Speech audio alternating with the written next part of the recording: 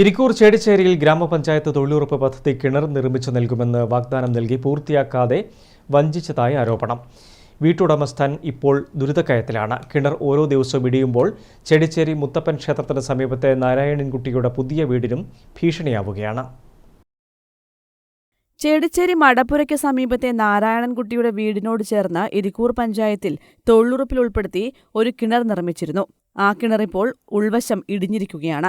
കിണറിന്റെ ഉൾവശം 3 മീറ്റർ ചെങ്കല്ല് വെച്ച് കെട്ടിയെന്ന് പഞ്ചായത്ത് പറയുന്നുണ്ടെങ്കിലും അങ്ങനെ ഉണ്ടായിട്ടില്ല എന്നാണ് നാരായണൻകുട്ടി പറയുന്നത്. കിണർ ഇടിയുന്നത് സംബന്ധിച്ച് നാരായണൻകുട്ടി ഓംബുഡ്സ്മാനും പരാതി കൊടുത്തിരുന്നു. എന്നാൽ 5 മീറ്ററോളം ചെങ്കല്ല് വെച്ച് കെട്ടിയെന്നാണ് ഓംബുഡ്സ്മാൻ പഞ്ചായത്ത് നൽകിയ റിപ്പോർട്ടിൽ പറയുന്നത്. സംഭവത്തിൽ നാരായണൻകുട്ടി ഹൈക്കോടതിയിലും ജില്ലാ കലക്ടർക്കും പരാതി നൽകിയിട്ടുണ്ട്. ഈ കിണറിൽ ഇരിക്കൂർ പഞ്ചായത്തിനും ഓംബുഡ്സ്മാനും എല്ലാവർക്കും പരാതി കൊടുത്തിട്ടുണ്ട്. ഇതുവരെ ഒരു നിയമ നടപടി സ്വീകരിച്ചിട്ടില്ല. ഓംബുഡ്സ്മാൻ പറയുന്നത് 5 മീറ്റർ ചെങ്കല്ല് വെച്ച് കെട്ടിയാണ്.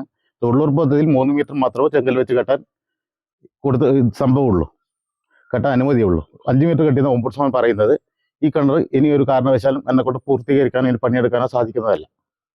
എത്രയും പെട്ടെന്ന് അധികാരം ഇത് നടപടി എടുത്തു തരേണ്ടതാണ്.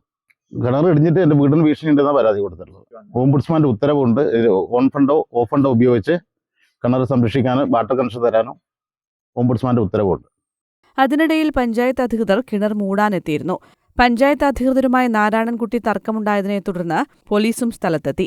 രേഖാമൂലം അറിയിക്കാതെ കിണർ മൂടാൻ പറ്റില്ലെന്ന് പോലീസ് അറിയിച്ചതോടെ പഞ്ചായത്ത് അധികൃതർ മടങ്ങുകയായിരുന്നു.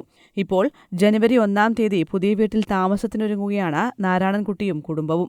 കിണർ ഇടിയുന്നത് വീടിനും ഭീഷണിയായതിനാൽ ആശങ്കയിലാണ് ഇവർ. ഇതോടെ കിണർ മൂടാനുള്ള തീരുമാനത്തിലാണ് നാരായണൻകുട്ടി. News bureau, Irikkur.